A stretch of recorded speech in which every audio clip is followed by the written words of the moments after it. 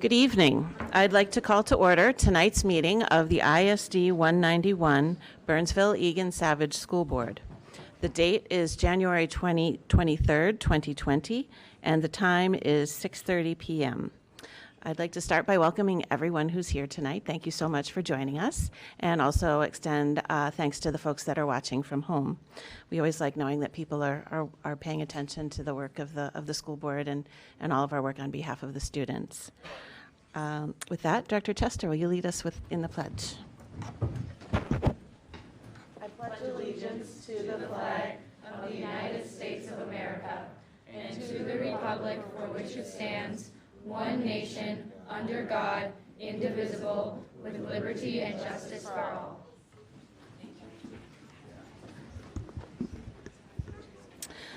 So we'll start tonight by approving the agenda. Do I have a motion to approve? So moved. Moved by Director Schott. Second? Second. Seconded by Director Courier.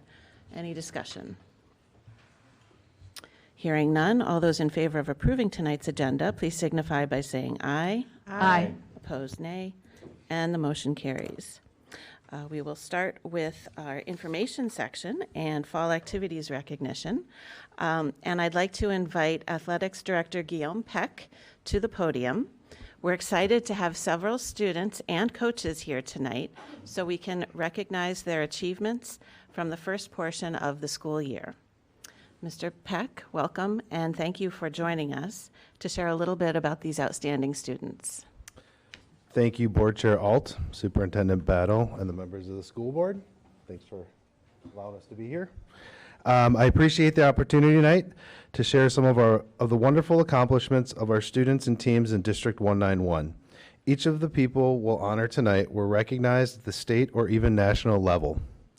I'm fortunate to see the amazing talent, dedication, and character our students show as they participate in activities and athletics throughout the year. They represent themselves, their peers, and our community in such a positive light, and I'm proud of all their accomplishments. Students and coaches, when I call your name or activity name, please join me at the podium. I'll read a little bit about your accomplishments. We'll ask you to pose for a photo with Chair Alt and Superintendent Battle and shake hands with the other members of the board. With that, the first students we'll recognize tonight are members of the All-State Honor Choirs. So 6 10th grade singers from Burnsville High School were accepted to the American Choral Directors Association of Minnesota Honor Choirs. Evelyn Taylor has been accepted into the ACDA 910 Treble Choir. Hundreds of young women submitted auditions for this choir each year, and Evelyn was selected as a first soprano for the honor choir. She has a lovely tone and strong range, which are complemented by her kind and cheerful disposition, said choir director Jacqueline Schmeichel. She is an asset to the BHS choir program and has a bright future ahead of her in vocal music. Peyton Bennell, Michael Fisher, Campbell White, and Yakuno Yilma were all accepted into the ACDA 910 tenor bass choir. This is the largest number of young men to represent Burnsville High School at this event in many years. Schmeichel said, all 4 have strong vocal talent coupled with musical skills that have been developing for many years. They are well-rounded musicians with interest in musical theater, choral music, and many other genres of performing arts. We are proud of their accomplishments and can't wait to see what they do in their future time at BHS. Everett Sambo has the distinct privilege of being placed in the 910 mixed choir, where he will sing with both young men and young women. Everett has excelled in choir, both in his vocal quality and his sight reading ability, said Schmeichel. He also excels in academics, where he is taking multiple honors and AP classes. We love having Everett in the BHS choir program, and we are excited to support him as he grows.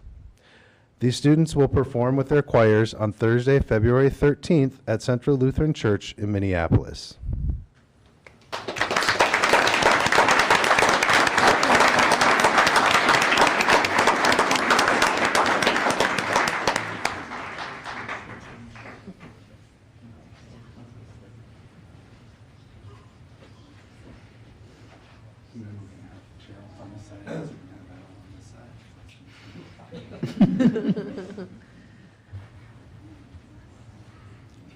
One, two, three. And one more. 1, 2, 3. Thank you.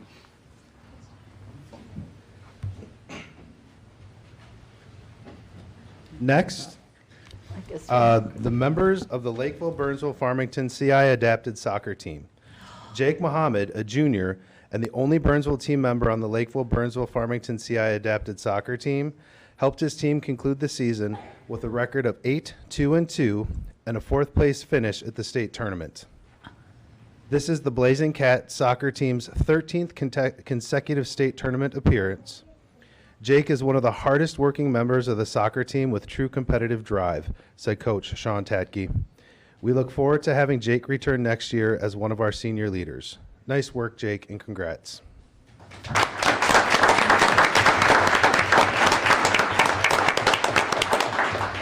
Next, we have Casey Myers and Sam Skonseng and Jeff Nelson, who is the coach. Seniors Casey Myers and Sam Skonseng qualified for the TBF Bass Fishing National Championships in La Crosse, Wisconsin, which will be held this June by finishing 5th out of the 100-plus teams in the state tournament last summer in Red Wing. They were literally 6 ounces away from finishing in second place. Jeff Nelson's...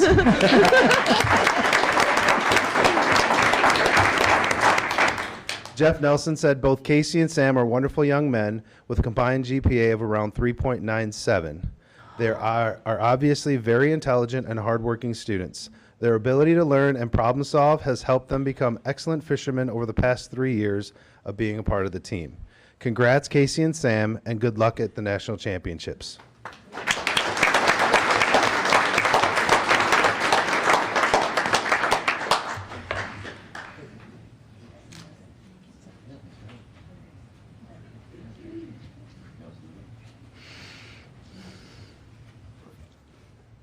Two, three. 1, 2, 3. All right, thank you.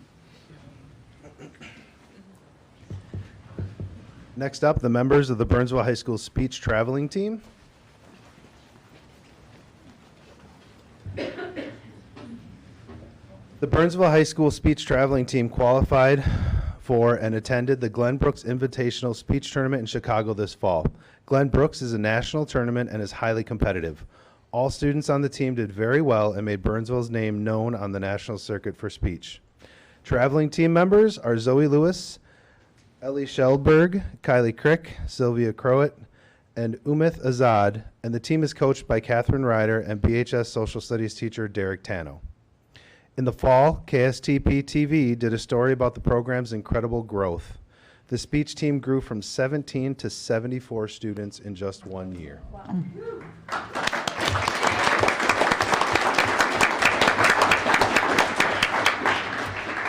Coach Ryder said, "This team is possible because of the dedication and excellence that our students exhibit each and every day.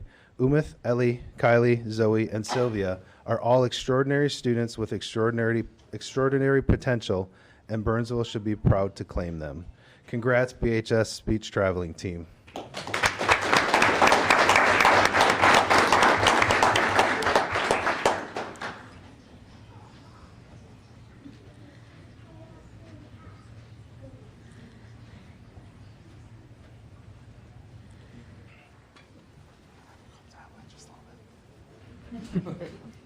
All right, 1, 2, 3. We'll do one more. 1, 2, 3. Awesome. Thank you very much. Next, if we can have Zoe Dundon and Charles Burnham come up.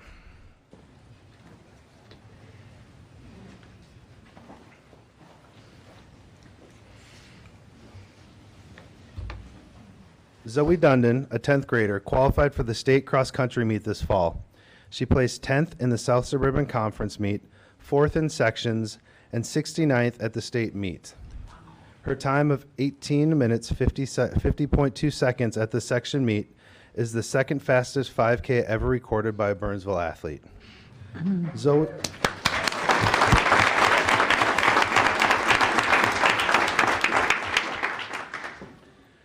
Zoe was first team all-conference and received the MSHSL Academic All-State Award. Charlie Burnham, BHS cross-country coach, said, Zoe is the ultimate competitor and teammate.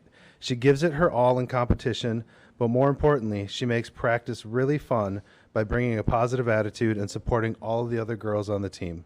Congrats, Zoe, on your accomplishments.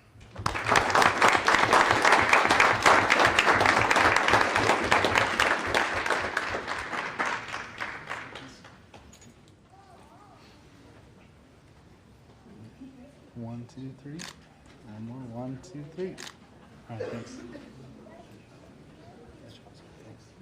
Next is Grace Affelt and Coach Kim Harrod.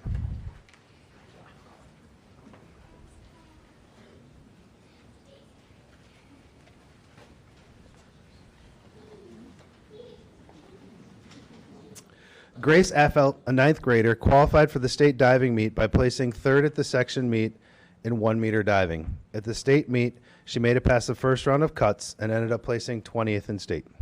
She was one of the 5 8th or 9th graders who qualified for the state meet. Coach Kim Harrod says, Grace is an amazing member of our team. She is hardworking and dedicated to the sport of diving. Every day, she gives everything 100%, whether it is perfecting her dives, encouraging her teammates, or committing to excellence in the classroom. We are very excited to have 3 more years with her on the team. Congrats, Grace.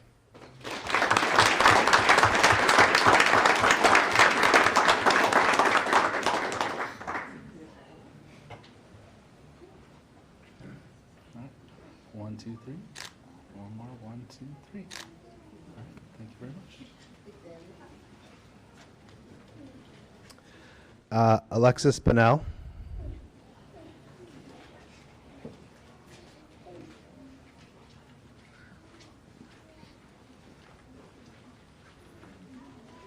In the fall, Alexis Bonnell was named one of just 25 winners of the Target Women in Science and Technology EPIC Awards. The award recognizes and honor high school girls from the Twin Cities for their dedication to STEM, science, technology, engineering, and math, and for demonstrating engagement, passion, innovation, and curiosity within these fields. This isn't Alexis's first STEM recognition.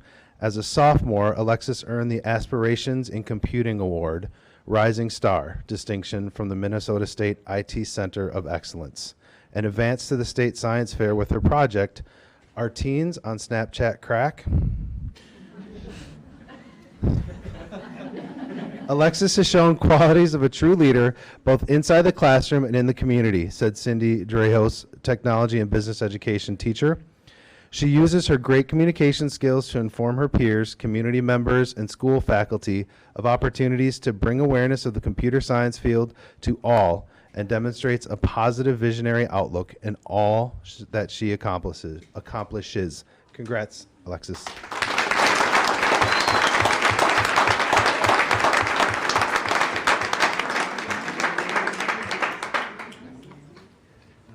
One, two, three. And one more. One, two, three. Thank you.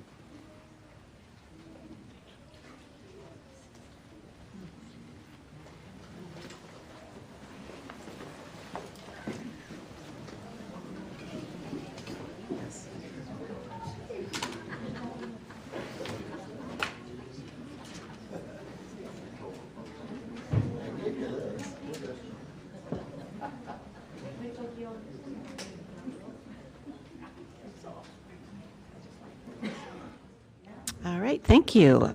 Next, we will receive a report about attendance boundaries, and I would like to invite Lisa Ryder to the podium. Welcome, Lisa.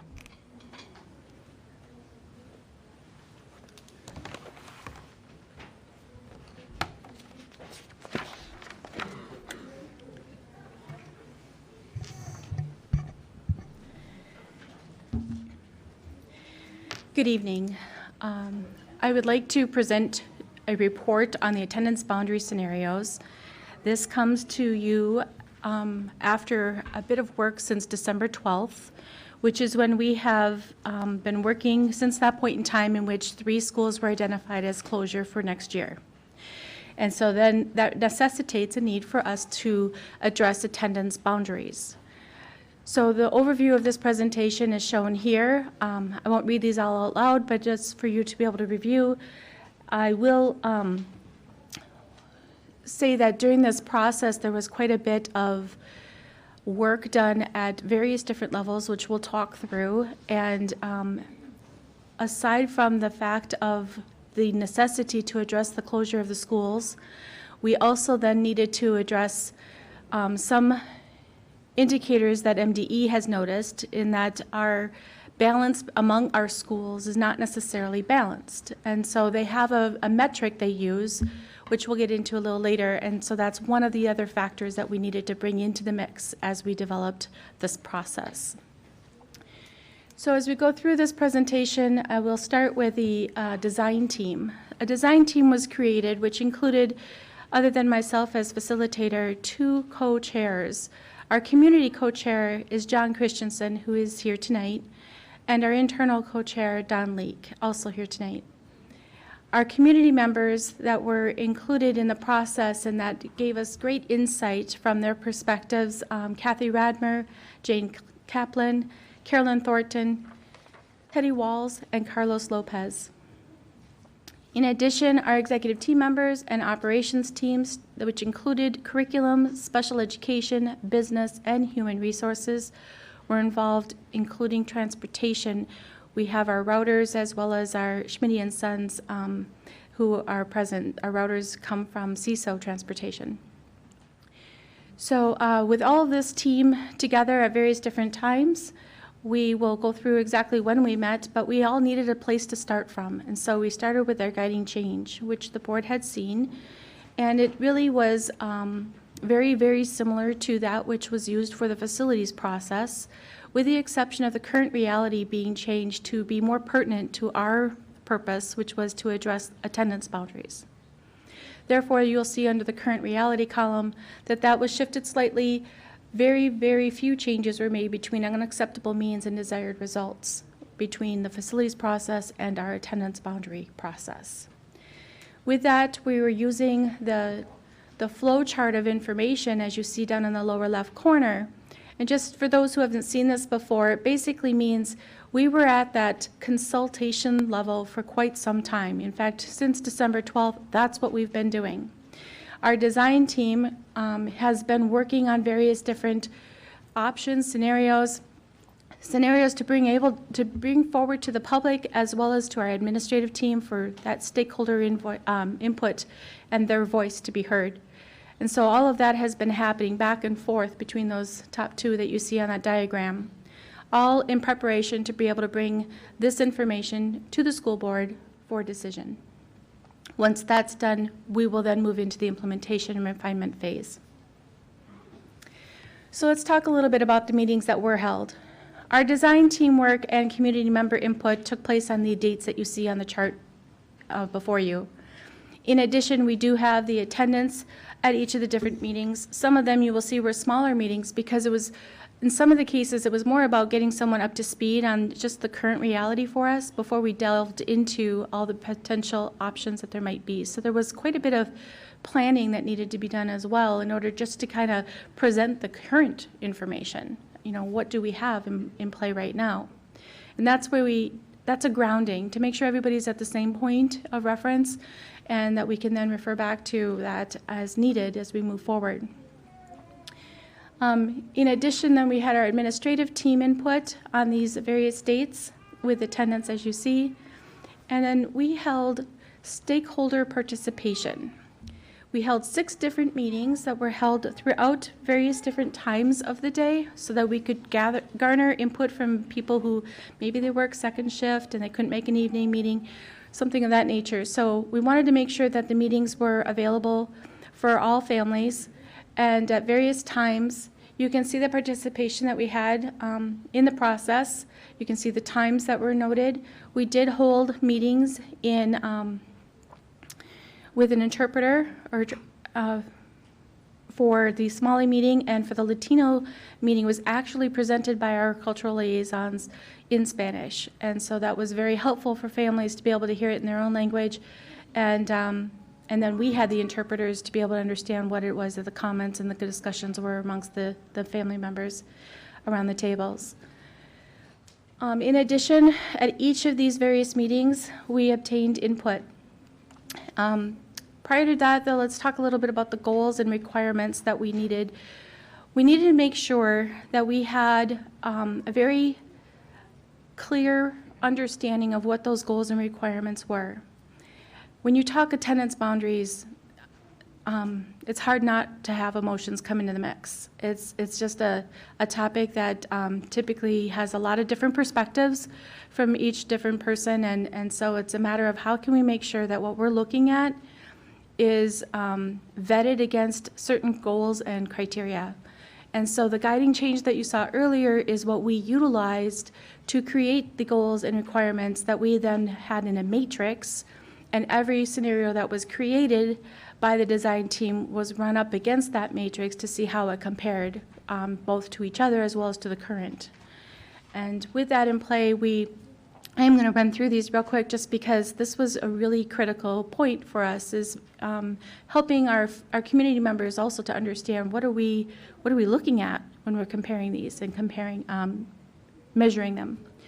So we wanted to make sure we were creating better racial and economic equity among our schools.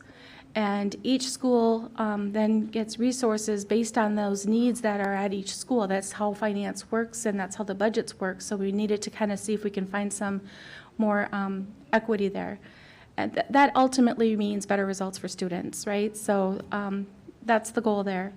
The state, as we talked, we spoke with them a few different times in conversation around what we needed to accomplish, and they were, that's where they shared with us the fact that they often use that metrics of 20% above or below. So if you compare one school to another school, the lowest and the highest, when you're speaking of whether it's students of color or whether you're talking about free reduced eligibility, the point is you compare lowest to highest, is that greater than a 20% difference? And if so, then they consider that not necessarily racially,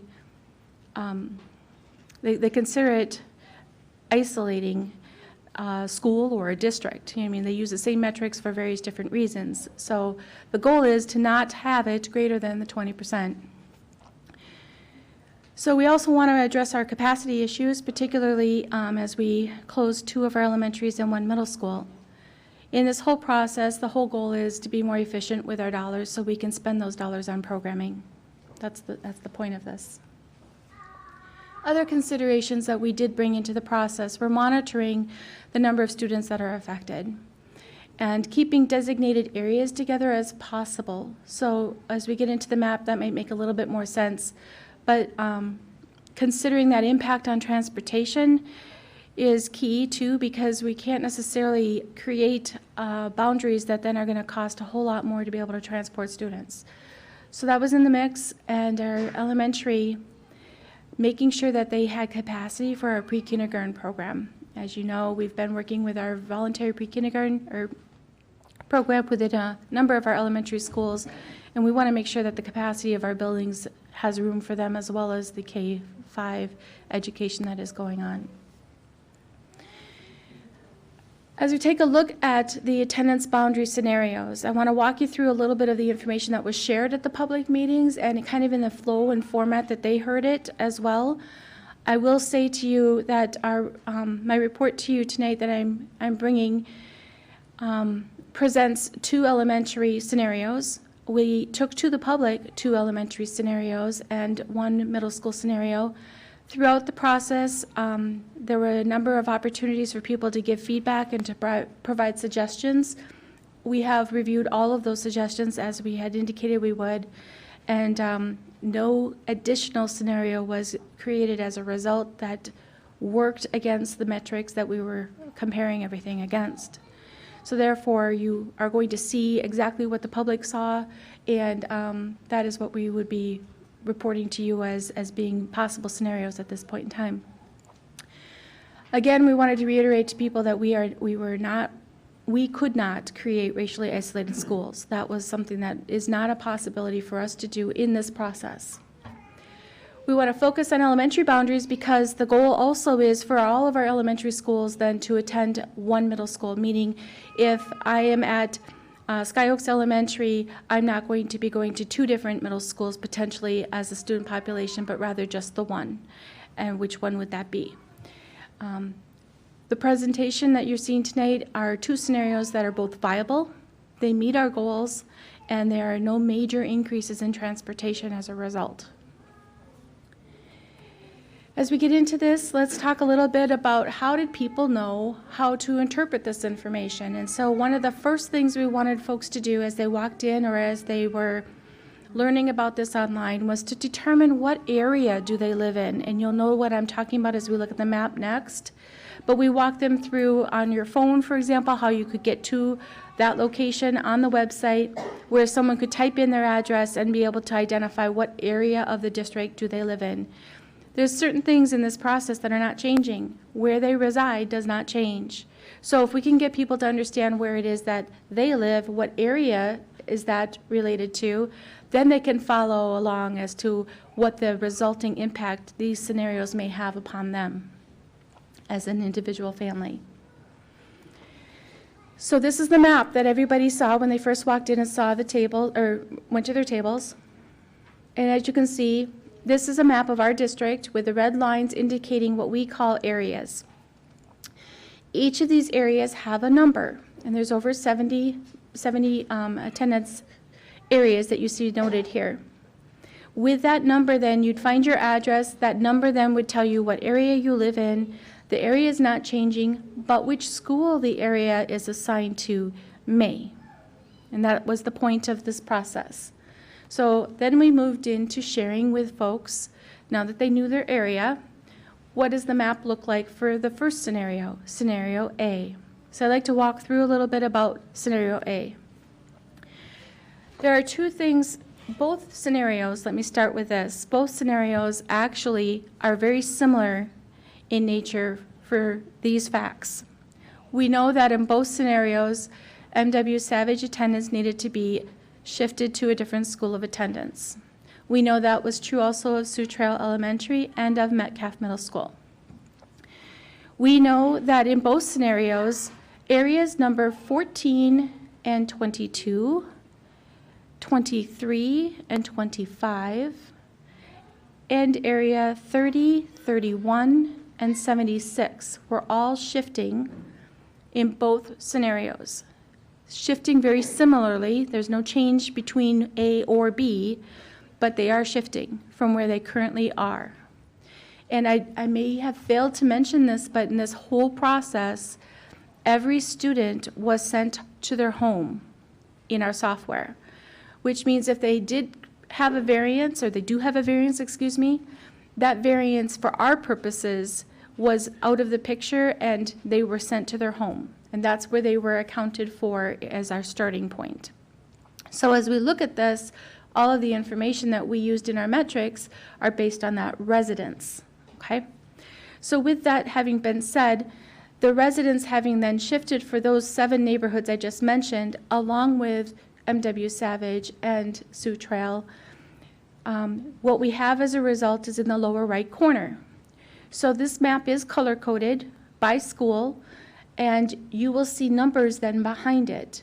The lighter blue numbers that you see are the areas that are shifting, while the black numbers are the areas that do not have a change from the current for attendance. Having said that, then you will note also that area 58, which is up in the upper right corner, right along the top edge, and it's purple and it's yellow at the same time. Let me see if I can, I'll move the mouse over here for those viewing. So these 2 right here are actually one area to begin with, but there is a power line that goes right through here.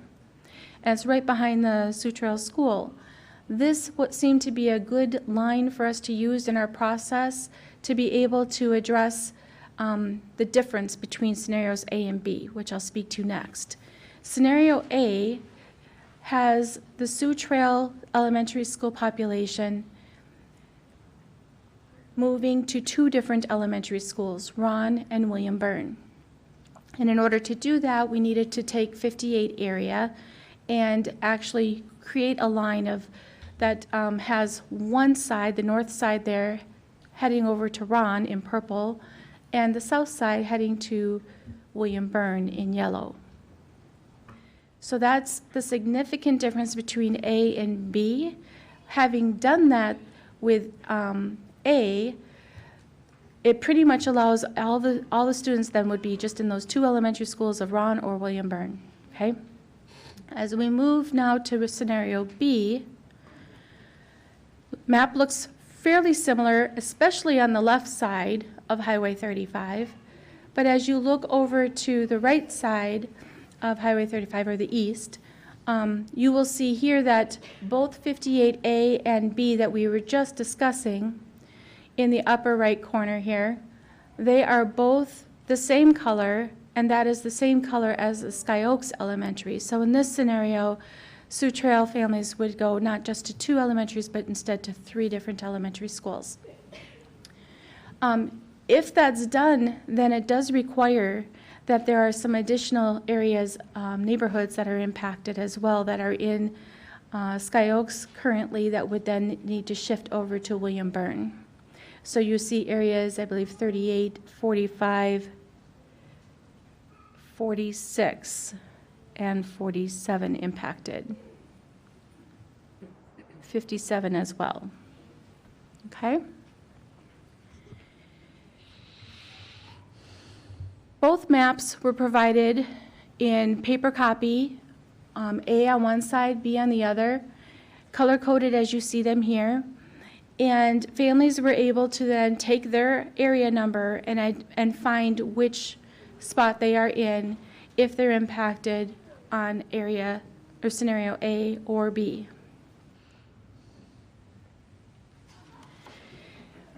Then we shared with the public the fact that these two scenarios, we wanted to help them understand how do they compare. So we looked at the various different factors. We chose 3 main factors out of our matrix to bring forward so that people could more clearly understand as they most aligned to our goals and requirements.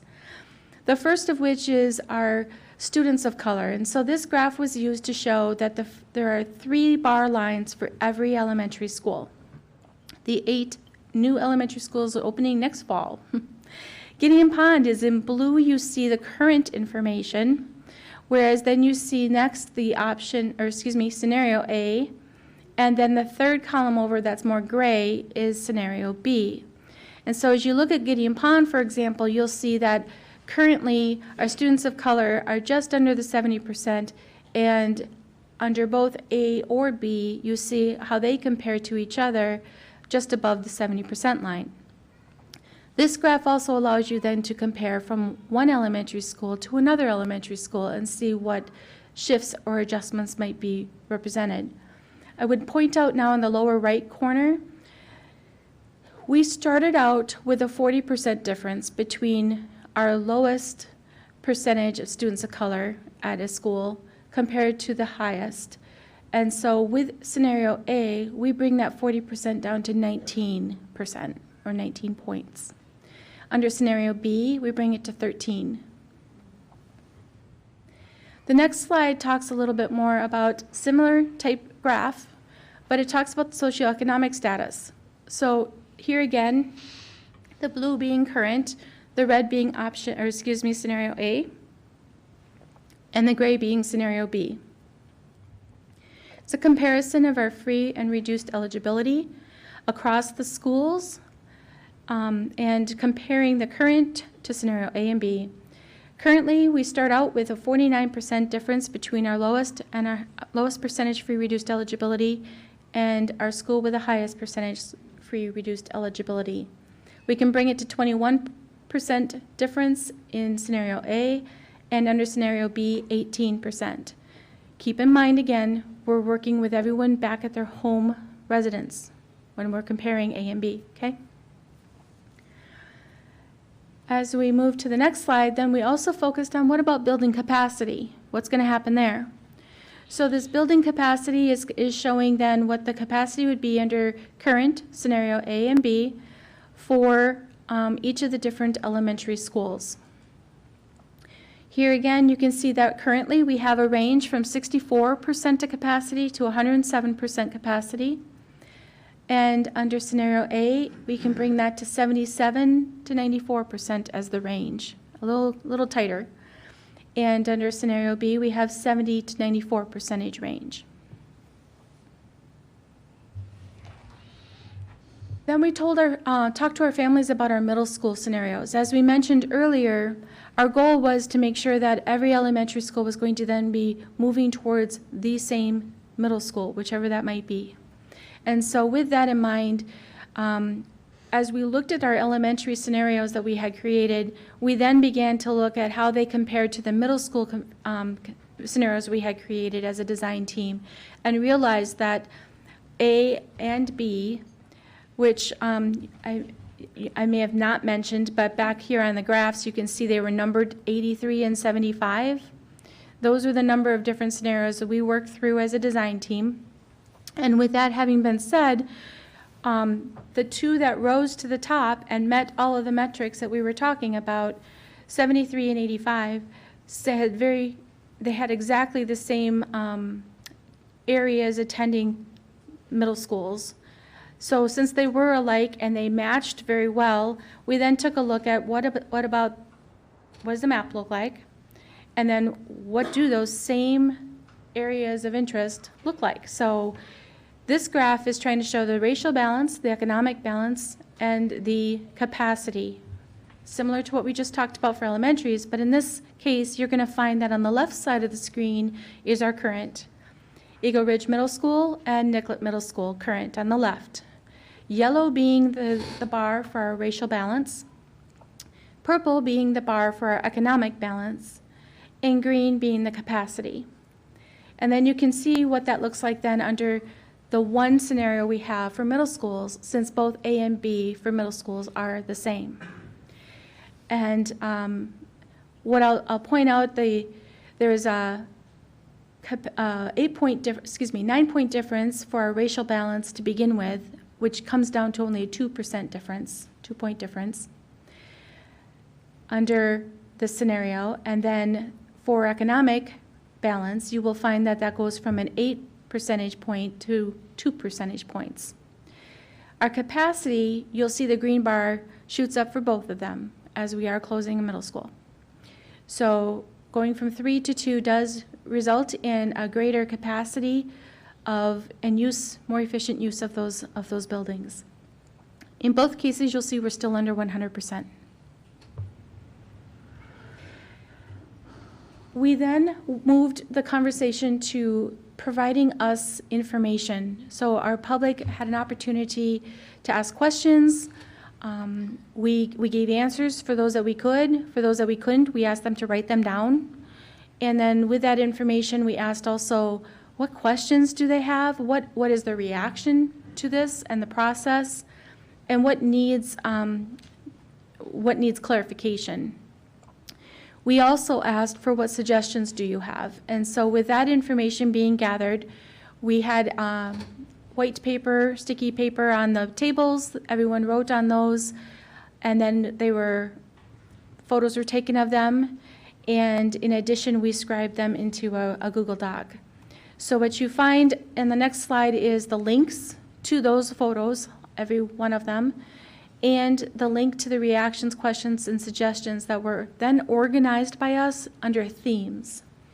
And with that, I want to show you those themes. So we have a few here listed.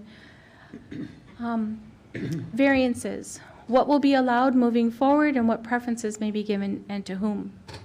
Transportation was another theme that you saw quite a bit if you read through everything. A lot of it is not so much about cost as it can be just more about what's the length of time that my student's going to be on that bus and what does that mean for them. And are we going to continue to transport high schools from middle school as a bus stop, and is there any added cost? Programming. There were conversations there on the paper, or I should say notes, comments, concerns about magnet schools, if we're going to restore cuts, if there's new programming. Quite a bit of dialogue around the tables around transitions. How is this going to work truly? I think people are coming to that understanding of the why behind all of this, and that's something that we spent a lot of time just talking with people and making sure that they, A, understood what it was that we were talking about and what it meant to them, and then B, kind of sharing what they felt and had questions about. And then staff assignments is another theme. Wondering also about support for various, with a higher population, the concern being, do we need more support? And then the boundary design process just as it is, you know, any pros or cons to either of the scenarios. Class size concerns was mentioned.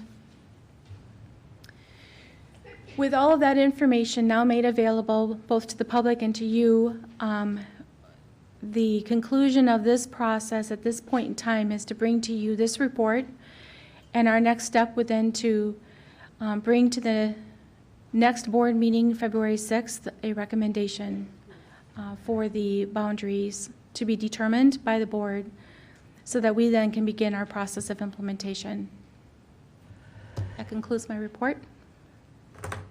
Thank you very much, Lisa. Board members, I'll open it up for questions and comments. Director Schatz. Thank you, Lisa. You said at the beginning, you know, a little bit of work, you know, but a lot of work went into this. So I just have a question. But so then option A is labeled 83 and option B is labeled 73. Those were the numbers of the scenario that were chosen, right? In our software, each time you create something new for under the planning module, it just adds to the next number. Okay. And so So how many total scenarios were run? Do you know? we had 83 different counted scenarios on the system. Okay, so this isn't the 83rd scenario. This is 83. It is the 83rd. This is the, oh, got it. Okay, so it was a cumulative. Yeah, thing. it's a cumulative Okay. number. I wasn't really clear about how that process worked that way. Okay, We, so this we, is the we last attached part. it to the scenario A or B simply so it was easier for us to make sure we had all the right data and everything's kind of the same, you know, Right, for yep. purposes of archival. Okay, super. That's very helpful because I wasn't clear if there was 97 that had run and 83 turned out to be the one. We had you know, 86 in total, but 83 and 75 were the ones that rose. That was actually, thank you. That was actually my question. Okay. Thank you. Great, thank you. Any other questions or comments? No? I'll say Director Miller. just for, thank you again for the work and to the whole team. And the lack of questions is not, many of us attended a lot of these meetings and stuff, and I've seen this report a number of times now, so I feel comfortable with the information that's out there. But I know a lot of work has gone into this, so thank you very much. Thank you. Any final comments? Director Chester. I just wanted to say that I appreciate all the feedback that was accumulated and the voice of the community, especially with the parents of the schools that are closing, to have their perspective and their priority of opinion in terms of which scenario that they were most moved by. And that's something that has been valuable for me, so. Thank you. Anything else? I just had a couple of things. Yes, I want to concur with what everyone has said, that you and your team and Mr. Christensen have really done an awesome job pulling a breadth of information together for us, and preparing for this and reviewing all of the images and all of the feedback and all of the themes has been really informative, at least speaking for myself. One question on the point differences between the two different options. Am I correct in understanding that really, if we had to fall slightly outside of that 20-point recommendation, the socioeconomic status, it gives us a little more, there's a little more wiggle room from the state with that, as opposed to the balance of students of color? Yes, the state was very clear about the fact that we cannot create racially isolated schools in this process. And so the key focus from their perspective is that of the racial equity. Okay, great, thank you. And then I guess, Director Miller, I agree. This information, we've seen this and reviewed it, heard the presentation quite a number of times, and we attended probably all but a couple of the meetings, and It was just really great to see the turnout. Director Chester, you pointed it out that, we had families from across the district, whether they were impacted. Thankfully, we were hearing from the families from the schools that were closing and from the areas that were being impacted. And we had probably more participants in the Spanish-speaking side of the evening than we did on the English-speaking side of the presentation, which, being on the board for 7 years, it's just really great to see that level of participation from across the board among all of our families, and the feedback from the families really has been, loud and clear what families are concerned about. They're concerned about, okay, what can we do to try to disrupt as few families as possible, and specifically within the closed schools, because they're carrying the burden there, in addition to the other schools that maybe are experiencing shifts of their students. And so certainly the families have been heard, and the themes are just wonderful to be able to read, and I just want to thank everybody for their participation, because I feel like this really was a whole community effort, and we have a lot of information to base our decision on. So thank you very much. You're welcome. Thank you. Next, I don't believe we had any committees meeting between our last meeting and tonight, so I will turn to any assignments outside of the regular standing committees, if anybody has a report. Director Courier. Thank you, Chair Alt. I have 3 quick ones here. The Association of Metropolitan School Districts, AMSD. The January meeting of AMSD was held on January 10th.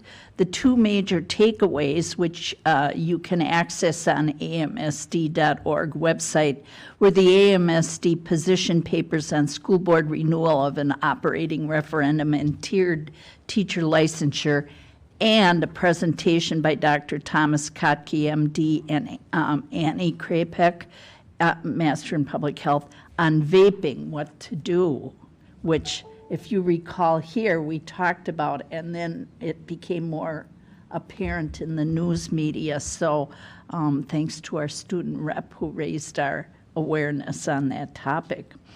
Also, I encourage board members to consider attending the February 7th AMSD meeting. It's the annual legislative preview meeting. The start time is a little more reasonable. It's a 7:30 a.m. start, but from 7:30 to 8 o'clock, it's mixing and a continental breakfast. And it goes until 10 a.m.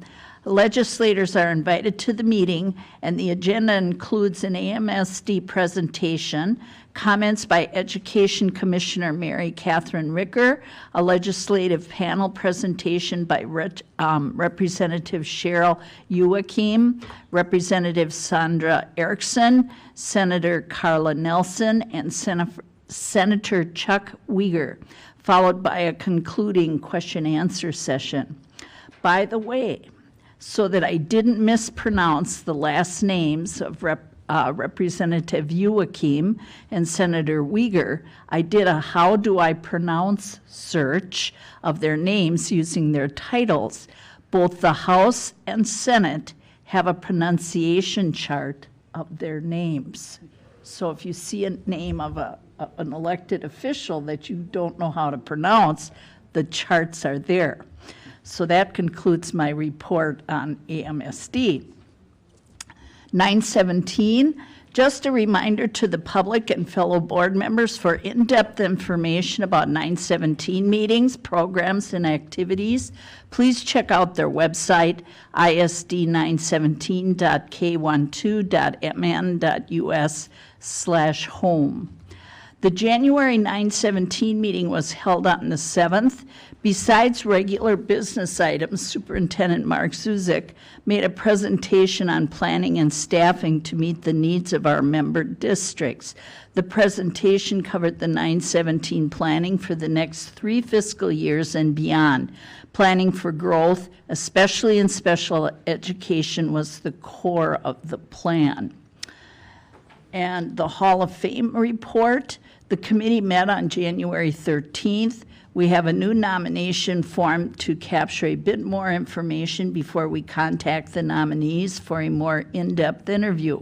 The new form will be up on the Hall of Fame website by this coming Monday. To get to the Hall of Fame website, use the search option on the ISD191.org site. A reminder that if you have nominated someone and they were not selected, you can renominate them for reconsideration. Also, let me simply say, we have amazing and accomplished graduates. Here's a way to showcase them to current students in our school community. And that concludes my report. Thank you very much. Any other reports? All right. Then we will move to the business part of our meeting. Turning to the consent agenda, although board action is required, it is generally unnecessary to hold discussion on these items. In the event a board member wishes to discuss an item, that item will be moved for separate consideration. Is there anything that board members would like to move for separation? All right. I will take a motion to approve the consent agenda. So moved. Moved by Director Chester, second. Seconded by Director Miller. All those in favor of approving the consent agenda, please signify by saying aye. Aye. Opposed, nay. And the motion carries. Next, with new business, I would like to invite Stacy Sovine, Executive Director of Human Resources, to the speakers table. We are being asked to approve the proposed revisions and readopt the unchanged language in the 2019 to 2021 collective bargaining agreement with the Burnsville Food Services Association and ISD 191. Welcome, Stacy. Good evening, Cheryl, Dr. Battle, board members. Bringing before you an agreement proposal with the food service folks. We began meeting back in July, wrapped up in early December. They voted last Friday before they went home from the snow, but they did pass the vote. We have a 2-year agreement with them. The primary language that we worked on this go-around was working on layoffs and bumping around seniority to kind of clean that language up, especially with taking into consideration the closing of buildings. Also, we modified language on long-term disabilities. That was a pretty straightforward conversation once they saw the real benefit of that and accepting the language as the previous units have also accepted. So we're moving forward with that. Also, we're looking at a 2-year increase cost of about $157,000 with an MSBA package of 6%. Again, this is primarily funded out of O2, Fund O2, not sure Fund 1. And also the MSBA package will always look a little bit larger for this unit because their base is so much smaller than many of the other units. Thank you. Okay. And the recommendation is that the Board of Education approve the proposed revisions and readopt the unchanged language in the 2019 to 2021 collective bargaining agreement with the Burnsville Food Services Association and Independent School District 191. Is there a motion? Moved by Director Schatz, second. Second. Seconded by Director Courier. Questions? Hearing none, all those in favor of approving the recommendation, please signify by saying aye. Aye. Opposed, nay, and the motion carries. And staying with Stacy for our second item, we are being asked to approve the 2020 Pay Equity Report. Okay. The pay equity report is due every 3 years. All public entities are required to do a pay equity report on those 3 years with the purpose of determining that different work groups at that agency are receiving equitable pay for the type of work in which they do across genders, male and female. Okay. Again, this year we have passed the test. It is a 3-pronged statistical test. I've given you the numbers. I won't read through all the different paragraphs. It is getting a little bit tighter for us to pass, but we do keep an eye on that as we do our settlements to make sure that we don't have any one group outpacing another group in the process. But I am pleased to say that, once again, we have passed this test. It'll be submitted by the end of the month with your approval. Great. Thank you, Stacy. I'll take a motion to approve the recommendation. Moved by Director Miller, second. Second. Seconded by Director Chester. Questions or comments? I had just noticed the same, that we're a little closer in passing the report, so that was just interesting to note. So thank you for pointing that out. All those in favor of approving the recommendation, please signify by saying aye. Aye. Opposed, nay, and the motion carries. Next, we will adjourn to a workshop where we will be receiving information on open facilities, revised FY20 budget, and FY21 budget assumptions. I will take a motion to adjourn. Moved by Director Schatz. Second. Seconded by Director Courier. All those in favor of adjourning, please signify by saying aye. Aye. And we are adjourned. We'll take a 5-minute to do the paper.